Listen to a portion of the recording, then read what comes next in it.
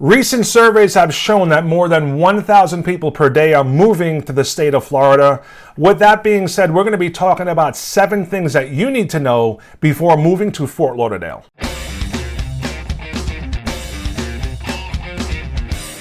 What's up, everybody? Welcome to my channel, Living in Fort Lauderdale. My name's Rob Zeoli, and I'm a real estate agent right here in South Florida. If you're new to the channel, welcome. If not, welcome back. Please don't forget to subscribe to the channel and tap that little bell below to be notified anytime we go ahead and make a new video.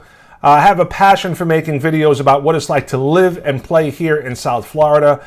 But more than that, guys, I am a local real estate agent and absolutely love to help people with their real estate needs. So if you have any questions at all about moving to the Fort Lauderdale metro area, Broward County, or anywhere here in South Florida, don't forget to give me a comment, give me a phone call, send me a text, contact me however you like, and I'll be sure to get back to you as soon as I can.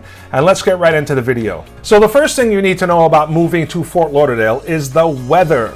Okay, so everybody knows that Florida is called the Sunshine State, so we do have great weather down here, but it's not always perfect. In the summertime, it gets extremely hot and humid. And it might be easy to bear if you're coming down here for vacation for a week or so, but living down here and dealing with the heat is a totally different animal. If you have any type of a job where you work outdoors, say construction or landscaping, pool maintenance or anything like that, you will definitely feel the heat, and it's going to take some getting used to. It's a lot different than just visiting. You know, it is so hot here in the summertime that on the beach, you can't actually walk on the sand without flip-flops without burning your feet. So it's definitely going to be an adjustment for you to deal with the summertime heat. Also, we do have hurricanes here, and the season runs between June and November. It's a part of life living down here in South Florida. Now, we do get a lot of notice when a hurricane is coming. Maybe like 5-6 days we get to watch the track, and you know, you can tell once you're like a couple of days out if you're going to get a direct hit. But you definitely want to be prepared so you don't wind up like me the first year that I moved here, and I was out in Home Depot 2 days before the hurricane with 500 other people trying to pick up plywood to cover my windows. So you definitely want to have some protection if you own a home. Also, your insurance premium will be much less if you have adequate hurricane protection on your house. Now, the best weather that we have down here in South Florida is during the winter months, where it's about mid-70s to around 80 degrees. And because of that, people escaping harsh winters in other areas, this is when most people tend to visit Fort Lauderdale, which brings me to number 2, is that we have a lot of snowbirds, tourists, and we also have a lot of college students. Now, with the influx of these extra people that do not live here, you can expect to have a lot more congestion during the the winter months. There's a lot more traffic. You can expect to wait online more in the store and Publix anytime you go shopping. But more, you'll really notice it with the congestion and the traffic. And it brings me to number 3, which is traffic. And for some reason, Florida has the worst drivers. You will definitely notice that when you move to Florida, that the drivers are not, let's say, top tier or the highest caliber drivers. Not really sure what the reason is. We do have a lot of elderly people. They drive a lot slower, and it's not uncommon to find someone on the highway in the left lane, which is supposed to be a passing lane, going 40 miles an hour, and oblivious to all the traffic that's going on behind them. So you'll definitely have to get used to the way people drive here in the state of Florida, particularly in Fort Lauderdale. With that, that brings us to number 4, and you can expect to pay the highest car insurance premiums than any other state in the country.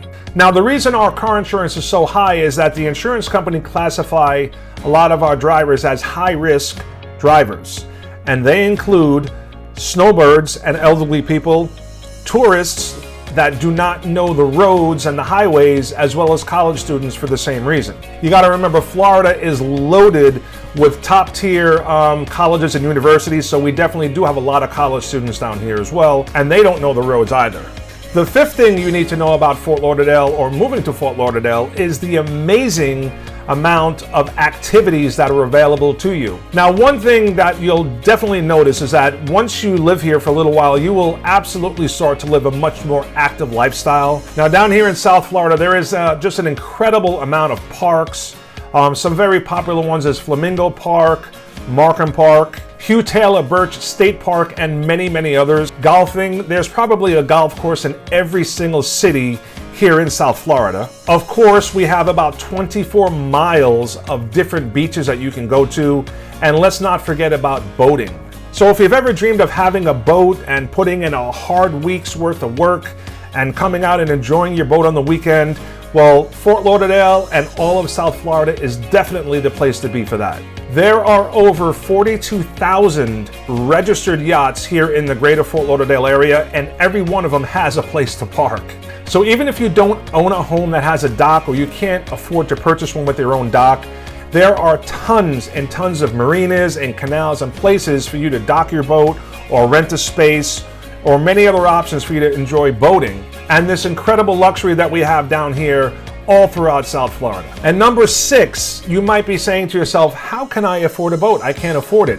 Well, guess what? In Florida, we do not have any state income tax. Think about that, guys. How nice would it be to save up to 13% every year on your taxes? There is also no estate tax. So when you live here and it's your time and you pass and leave this earth, your heirs or your children will not have to pay any estate tax on any property that you transfer them at your death. Now, Florida does have a 6% general sales tax, and that is used to fund social services, transportation, and education. But the difference in the money that you'll save by not paying any state income tax is really incredible. And don't take my word for it. This is one of the main driving reasons why many people, like a mass exodus, are leaving high tax states like New York, California, Chicago, and the like, and moving right down here to South Florida, particularly Fort Lauderdale. And the 7th thing that you need to know when moving to Fort Lauderdale is where to live. So let's go onto the computer and take a look at this map. Hey guys, I have a map open here of Broward County, and we're talking about Fort Lauderdale, which is a city in Broward County, but I'm starting to realize that a lot of people that are reaching out, they don't even know what Broward County is. Now, Southeast Florida is made up of 3 counties. To the north, you have Palm Beach County. Right in the middle is Broward County, and Fort Lauderdale is a city in Broward, and also to the south is Miami-Dade County.